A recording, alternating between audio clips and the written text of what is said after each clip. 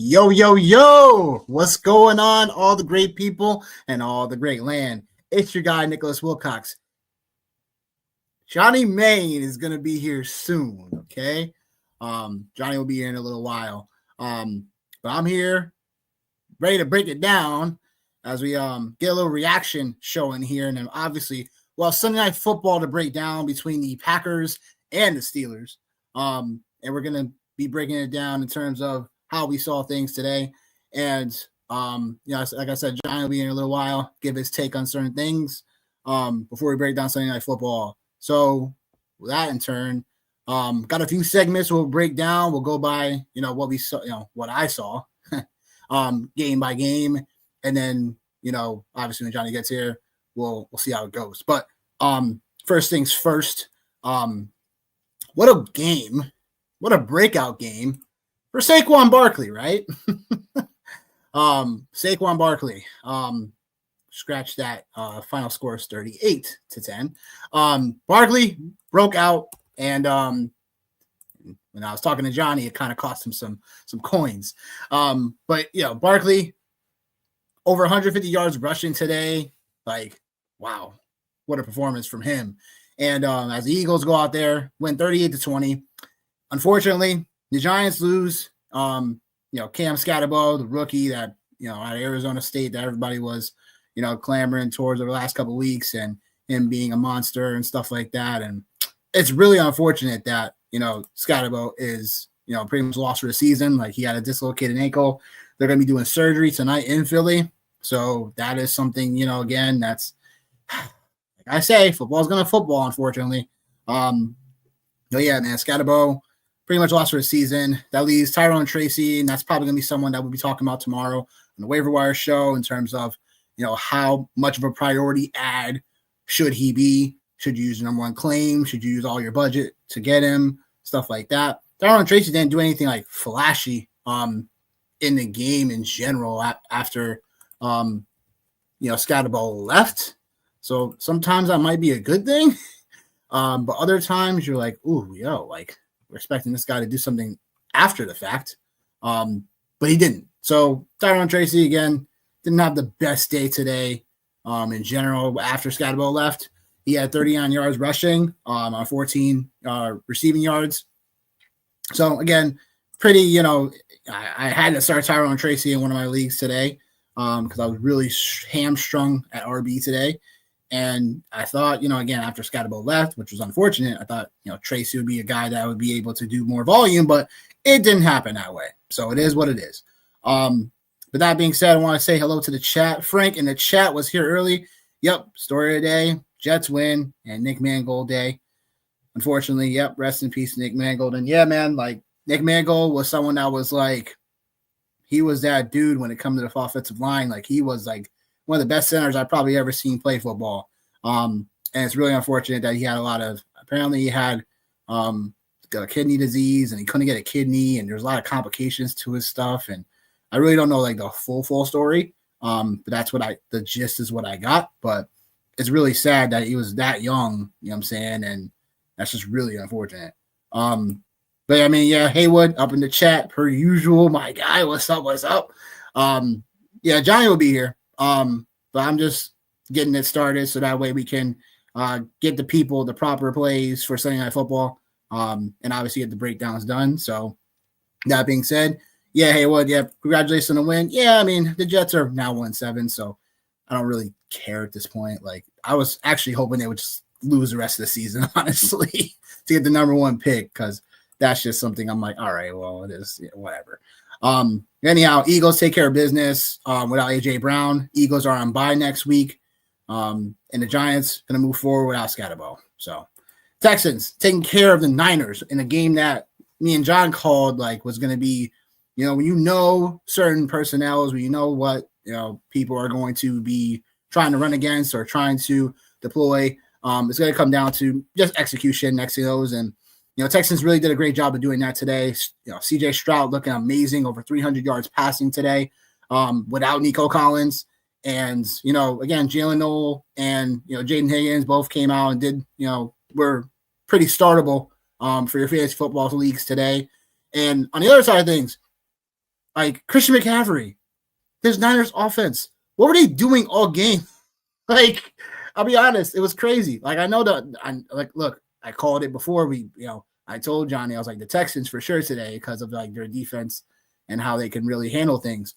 And he reluctantly ended up taking him. But again, like 42 dropbacks, and Stroud just killed the Niners in terms of that goes. And then, the Texans, they had a ton of pressure on Mac Jones today, and they just finished things off. But my whole thing was like McCaffrey had like 8 yards or like 8 rushing yards at halftime. I totally did not understand how that was like why that was happening. It was just wild to me that McCaffrey only had like a couple catches like throughout the game too. It was weird how they didn't deploy Christian McCaffrey like they normally do. So it was definitely like if you had a few studs today and they didn't perform, you might want to, just try to throw it out the window. But it's something like, hey, like these things happen. I'm sure we'll get to that when I talk about another player that really let us down. So Christian McCaffrey, 68 total yards today, and he only had 3 catches. The worst performance of the season so far for McCaffrey. And kudos to the Texans, but it was just something where I felt like the Niners were just not deploying him how they should have and usually always do. So I don't know if that was just, again, like, I don't know why. That I felt like the Texans were not exactly taking that away. But it also was like, Juwan Jennings trying to get loose and Bourne and stuff like that. It just wasn't happening. I don't know what the game plan was, but it just didn't look right today for the Niners. But kudos to the Texans. They get the job done. Their next opponent is the Giants next Sunday. So, and the Niners get the Giants next week, and the Texans get the Broncos next week. Moving on, Falcons. A no-show. Talk about another guy that, again, I don't know, man. It was really weird watching. Everyone wants to say Bijan Robinson.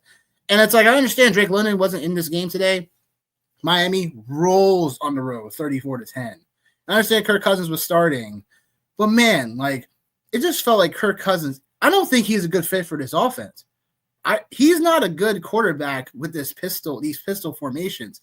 And we saw this last year when he was overall doing this. It just he don't fit well in this offense. I don't think he could thrive. And this is something that was overlooked in my opinion, coming into this one, because you thought that him having all this time being the backup, he's gonna know like what exactly to do and whatnot. But again, like 173 yards passing, and it was really not like I felt like it was a less for passing yards for Kirk Cousins in this one. It was pretty bad today. I understand you didn't have London, your field stretcher, stuff like that. But Darnell Mooney really didn't get involved till like the third quarter of this game. But even then, he had 4 targets, 1 catch, 11 yards. It's like he was throwing the Daryl Hodge and stuff like that. Obviously, Kyle Pitts, had a great game today. But I'm like, look, like it was bad. And obviously, we talk about Bijan Robinson just not like, I don't understand where the usage went today. It felt like Algier was in the game a lot more and getting more usage than Bijan was today.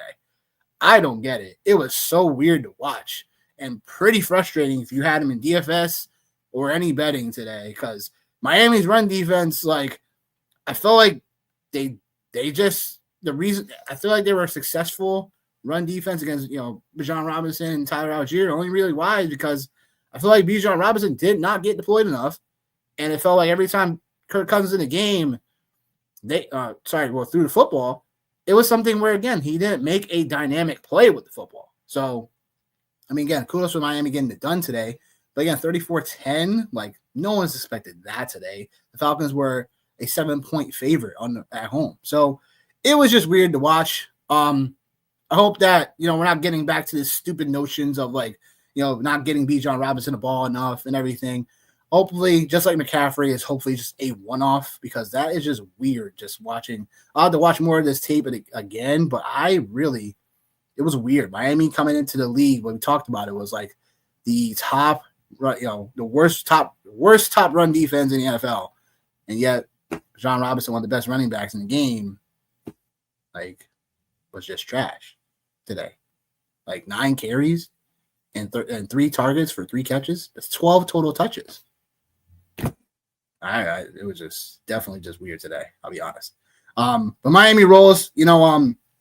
Tua looking a little bit better than he was today because there was a lot more of a balance going on between Ollie Gordon on the ground. He scored a touchdown today for the first time today. Achane doing his thing, of course, too. But again, really balanced attack for Miami. Waddle ended up scoring as well. Tua was looking like a nice balanced quarterback back there today. And it just kudos to Miami getting the job done because a lot of people, especially me, definitely thought this was going to be a game where Atlanta would have had an opportunity to really come away with a good dub in this one, and it just didn't happen. So moving on to James Cook.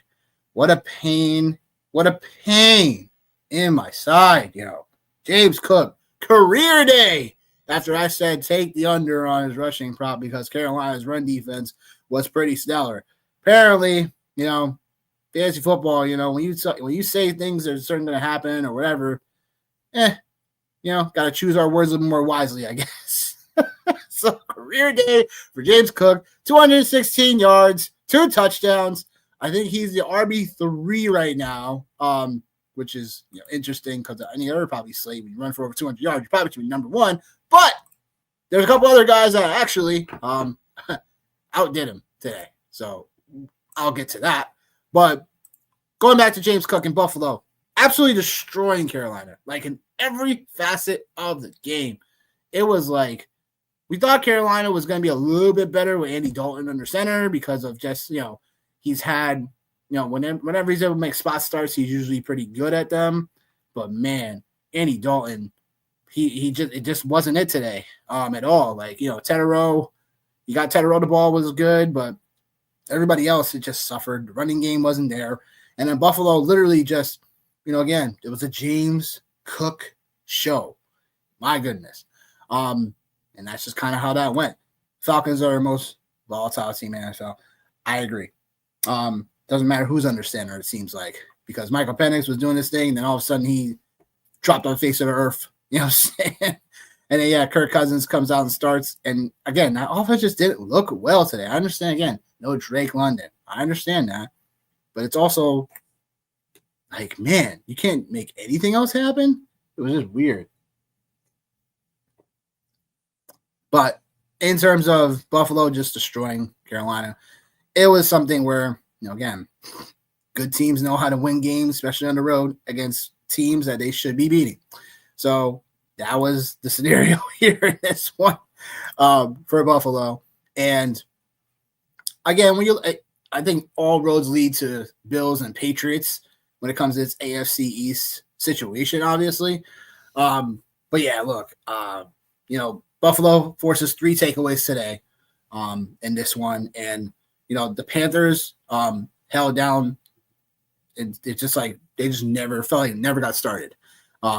So it's just what it is. We look forward to next week's showdown because the Bills get the Chiefs next weekend. The 4:00 window, the Chiefs and the Bills, because those matchups are always fun. And obviously we know Chiefs get the Washington Commanders tomorrow night. And yeah, look, Carolina, this team is 4-4. I don't know how. This team's 4-4. So, yeah, like, I don't get it. But they get the Packers next Sunday, so it's not going to get any easier. Bryce Young, there was a reports that were saying that he was kind of close to being ready for this one, but ultimately they didn't give him the green light. So it just is what it is what it was. So, but yeah, Buffalo shellac the Panthers, pretty much. Yes, it was barbecue. It was pretty much honey barbecue chicken, basically. Ravens soar at home, 30-16 against the Bears. Called this one because the Ravens knew, especially come off the bye, that they need to get this one. They had to get this one. And if they didn't, they would have really been in the hole in terms of playoff picture and aspirations for that. We know that if the Ravens would have lost today, they would have been dropped down to 6 losses. And if that were to happen, pretty much it would have been all but over at this point in the year for them. So kudos to Baltimore getting it done. Tyler Huntley, I was saying, and Snoop Huntley, should say, I said that, Snoop Huntley was going to be someone that, I think he's proven himself in terms of being other places where he was. Thought he'd be a little underrated coming into this one. I wouldn't say he was going to light up the world or nothing, but again, he got the job done. 186 passing yards, and that's got touchdown through the air. But again, the legs, 53 yards rushing for Huntley. So got it done there. Ravens defense actually stepped up. They get their first interception, in quite, I think they haven't had an interception, I don't think, since the last 4 games or something. Something out of outrageous. And I'm like, yo, the Ravens definitely just got it done. And again, without Lamar Jackson, their first victory without Lamar, since December 2022. So, yeah, kudos to the Ravens getting it done. And overall, Derrick Henry, looking like a little bit like Derrick Henry-esque, right? Because look, when you have Derrick Henry, you can still do some things offensively. But again, 71 yards total, 71 yards total, and he had 2 touchdowns, and just getting the job done. So Ravens, scave it off. It's an early turnaround for them to get the Dolphins Thursday night. Lamar is expected to come back and play that one. I guess the NFL is looking into why he wasn't available or whatever before. So it remains to be seen how that's going to go, but only time will tell when it comes to that. But the Bears side of things, this is my problem with Caleb Williams. This is my problem with Chicago. They just overall, they show us some good things. And then all of a sudden, when it comes to a decent opponent that's going to push them a little bit, they just kind of cower away. Caleb Williams just still, for me, too slow of a processor of the football. You got too many options, you know what I'm saying, in terms of the offense. And don't get me wrong, Caleb Williams, 25 for 38 for 285 yards, but the interception and no touchdowns through the air. So it's just something that's a sour note. And again, just really kind of, this offense was really kind of limiting throughout the whole game. So you're just wondering that if the Ravens, because they had, 2 weeks to prepare for the Bears, someone just knew what to exactly look for with Caleb. But honestly, though, it's really just obviously the Bears. We talked about before, in the pregame about how that the Bears secondary was definitely a secondary that was going to be, tore up. So they're already down to their second stringers and stuff, basically. So you could say that overall had a role in this as well. So, but yeah, I mean, Ravens, again, scaved off. Overall, basically, still keeping their playoff hopes alive in terms of how they can see fit moving forward. Patriots, 5th win in a row, 32-30 over the Browns. And Drake May, man, he is looking like that guy now. Definitely looking like the guy. Side note for the Browns, though, Myles Garrett, 1, 2, 3, 4, 5.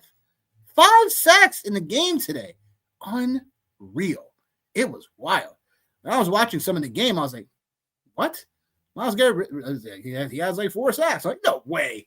And then he ends up getting the 5th one. You're like, oh my gosh, this guy's a monster. You literally just a wrecking crew of 1 basically out there. But yeah, look, he overall just did his thing today. Myles Garrett tried to at least. The Browns have kind of really just came up short. I mean, the Patriots really have been playing on all cylinders. This game really, it was a small lead at halftime for the Patriots, 9-7, and then literally New England just starts coming out and just starts balling out. May those 3 touchdowns in the quarter alone, third quarter wise. He hadn't done, quarterback obviously hasn't done that since Tom Brady, but specifically December 9th, 2018 against guess who? Miami. So I mean, look, Drake May, this offense just really clicking, and the defense as well. I mean, Christian Gonzalez, when he's healthy, he's definitely one of the best corners in the NFL. So this is just kudos to them. And again, 32-13 win. Again, the Browns, just are just more of the Browns. Harold Fanning left with an injury. Judkins left with an injury. So remains to be seen how that goes. Dylan Sampson might be someone that we have to talk about for waivers, depending on how brutal that shoulder injury is for Judkins. So we just have to find out. Jets. Good Lord. It's like, I really wanted these guys to lose consistently. But again, what do you know? They go out and score 39 points. The Jets put up 39 points. One more time, you didn't hear me. The Jets put up 39 points today. Like, if you told me they put up 39 points without Garrett Wilson, like, it's just, tell me how that makes sense. But I digress. Jets, they've been a team in a way that, again, the regression of just kind of losing in these one possession games and stuff like that had kind of been, one of the reasons why, the Jets had been the record that they came into. But really kudos to, again, the game looked really ugly, obviously.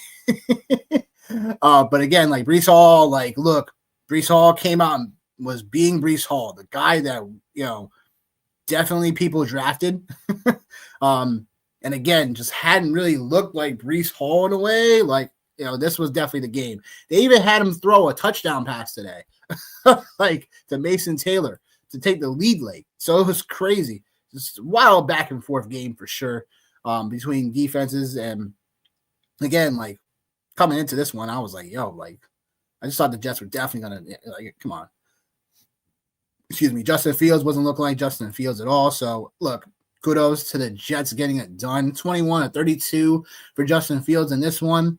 And obviously Breece Hall, as many passing touchdowns as Justin Fields, 1. So again, Jets get it done. The Bengals, they don't really have much to, be shamed about really. But again, they drop, the Bengals pretty much had a chance to kind of really bolster their playoff, implications. I know it's still somewhat early to talk about that, but at the same time, it's not. So it just is what it is, for the Bengals. But, they have a chance to get back into the, good graces of trying to get back on that track against the Bears this upcoming week. The Jets will be on the bye. Colts, 38-14 win against Tennessee. Yeah, thought the 14.5 was going to be a bit too much for Tennessee, but, it just is what it is, man. Kudos to the Colts. They are absolutely, doing their thing. Now they're 7-1 on the year and leading the AFC at this point. Pretty much they will be almost no matter what happens tomorrow night with the Chiefs. But yeah, look, Colts, Jonathan Taylor. Oh my gosh, once again, making me eat my words, man. Jonathan Taylor, just making me, just gonna have to take a pie to the face. Or a slap to the face, whatever one. But look, yeah, Colts get it done on the road and at home against the Titans. And, I think that Jonathan Taylor just really, I'm glad. I think Titans are really happy that they want to play Jonathan Taylor anymore. In 2 games, Jonathan Taylor has played against them, 255 yards rushing, 5 touchdowns. Absolutely wild. But Jonathan Taylor just doing Jonathan Taylor things. This Colts team just doing more of those things. And again, is this a complete shock? Not just in this one, but I think in general how the Colts are coming together. Not really. I've always respected Shane Steichen as a coach and his play calls and his playmaking. So, again, it's just people just counted this Colts team out constantly. So, before the season started, including myself. So, it is what it is. But I will say that, the Colts getting the job done here, not shocking. They get Pittsburgh next week. And Jonathan Taylor looking like the guy that was literally the guy that we, basically last year's Barkley, that was going in the late second round or even second round, whatever, and should have been definitely going first round. So it is what it is. They get it done. And yeah, the Colts still leading the AFC at the moment. Bucks shine 23-3 in a game that was pretty much Tampa Bay's from the start. You look at it, Baker Mayfield, these boys came out a little bit early, try to establish something, and they did. But honestly, the Bucs defense shutting it down, literally, helping. Unreal what the Bucs did today in a way. But am I too shocked? No. It's just again the Saints and the QB woes. Even at some point, Spencer Rattler gets pulled for Tyler Shuck. And, I mean, Shuck didn't really do much. You don't know exactly what to do here with this offense. I just think that, if they're talking about trading Olave or Shaheed, they probably should do it just so they can get something more fresher here in this offense or whatever. But again, Bucks defense, 5 sacks today, 2 fumble recoveries, 2 interceptions, one of those for a touchdown. Like, the Bucks defense was definitely king today.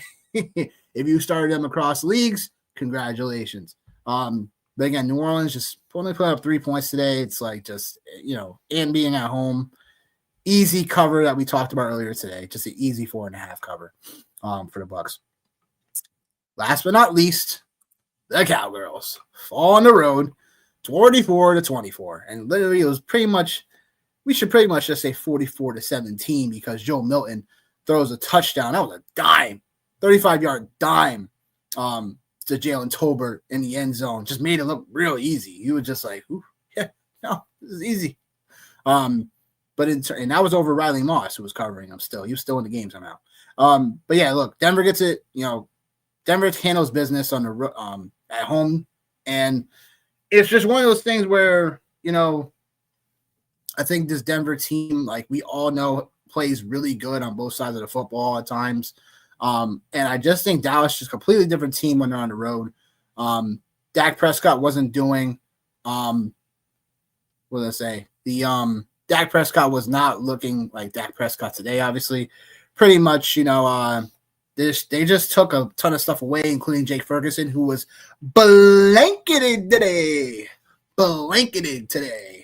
And yeah, man, like just again, CeeDee Lamb, they kept him under wraps underneath. Even when Patrick Surtain left, they were keeping things underneath in terms of playing the cover 3 coverages and not allowing, again, CeeDee Lamb or Pickens to beat them down the field constantly. So, yeah, like kudos to Denver to get it done.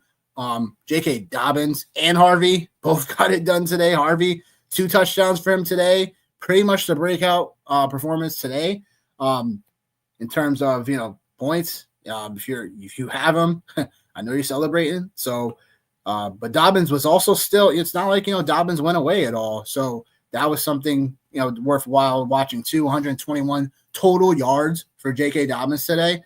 And obviously, Dallas's defense, we've all talked about it before. It's like, we should be targeting this all the time, every time, for the rest of the season. And obviously now Stephon, the other Diggs, can't remember his name now.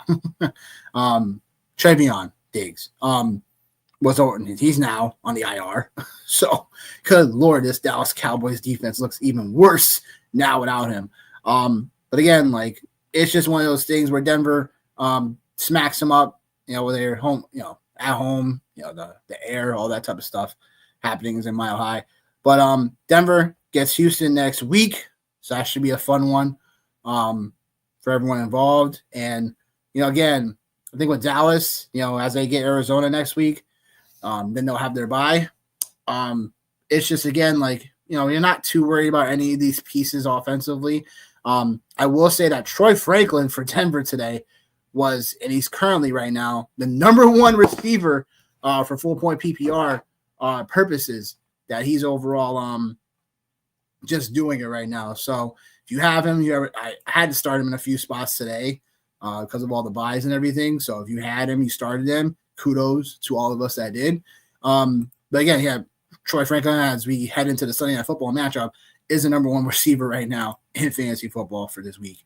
So that's interesting. And then the last segment before I get to, a few actually, the What Happened segment, kind of talked about it a little bit. It's like Bijan Robinson, CMC, like the guys we drafted very high, draft picks, just completely busted today. And I'm always saying that because, yeah, they burned me as well. And it's unfortunate that, again, we spend these, high round picks on people and we expect all this, we expect them to go nuts every week, and then we get upset when it doesn't happen like this week. So the What Happened segment, it just is what it is. Star running back shine today. JT, obviously. Breece Hall. Barkley, who left with a groin injury late in the game after all the damage he did. James Cook, obviously. So running back shine, of course. That just is what it is. if you have them, you are feeling ecstatic, obviously, this week for your matchups. I also want to put in Chase Brown because he actually did some work today as well. So kudos to him as well. Those guys are leading running backs at the moment as we head into Sunday Night Football, which we'll get into right now.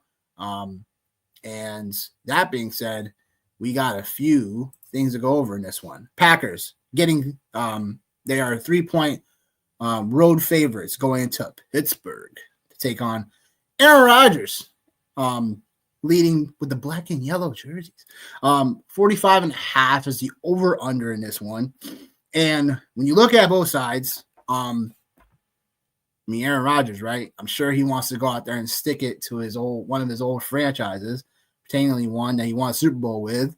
But this matchup is going to really entail like who can get their ground game going a little bit better, in my opinion. We know that Pittsburgh loves to run the football. We know Green Bay loves to do the same thing. So I'm curious to find out who's just going to be able to just execute a little bit better than the other. I think coming into this one, Jordan Love has been pretty stellar in Sunday Night Football matchups. So that's something definitely to watch out for, especially if you're starting him tonight. For Pittsburgh side of things, I know injury-wise, we should be good to go when it comes to most of these guys in the matchup. And that being said, I mean, look, this should be a game where, like I said, who's going to establish the run a little bit better right now? Because obviously we'll have Josh Jacobs in the Green Bay side. Josh Jacobs should be healthy. I didn't see any injury tag placed on him. And then the other side of things, obviously Joe Warren and kind of Gainwell and stuff like that, how they want to run the football. So just remains to be seen what is going to happen in this one. Obviously, Packers offense is third best in EPA per play. So that's where obviously the other side of things, Steelers defense is bottom overall when it comes to the EPA per drop back allowed. So something where I'm looking forward to matchup wise is the short and intermediate going on and the yards after the catch tonight for the Packers weapons. So Dobbs, Golden, Kraft, any of these guys can do that after the catch. Pittsburgh's defense obviously is still one of the worst when it comes to yards allowed. So I'm definitely liking some of the Green Bay weapons in this one. Which leads me to props tonight. Got Matthew Golden over 40.5 receiving yards. We're going back to the well on this one. I just think that Matthew Golden's going to have an opportunity to have at least a big player or two in this one to really be able to get these Steelers. Steelers, again, they've really struggled in the secondary at times when it comes to, I guess, just more like yards per play, if anything else. We know that some of the talent is still there. Darius Slay, Joey Porter back there and stuff like that. But I think Jordan Love is going to be able to put, Matthew Golden in positions to thrive. And then the other one is Tucker Kraft over 51.5 receiving yards. Like both of these guys, because they're going to be able to attack the short and intermediate places of the defense where Pittsburgh struggles. And then obviously Dobbs you could go with as well. I just think that Dobbs will still have a bit more of a attention grab than anything else. I do like an anytime touchdown bet for Tucker Kraft because it is National Tight End Day, so it's unofficial. But I do like an anytime touchdown bet for Tucker Kraft to get it done. So I don't think Johnny's coming. So that being said, if you've been here, been listening with me, I really appreciate it. If you're watching a replay, we appreciate that as well. The game decider for me, who am I taking? Taking the Packers, taking the points. I think that the Packers should get it done on the road, and they have to keep pace with their own division as well. Talk about the Steelers, they do the same thing, but I think the Packers going to, I think they're a little bit more balanced. I think they're more of the complete team.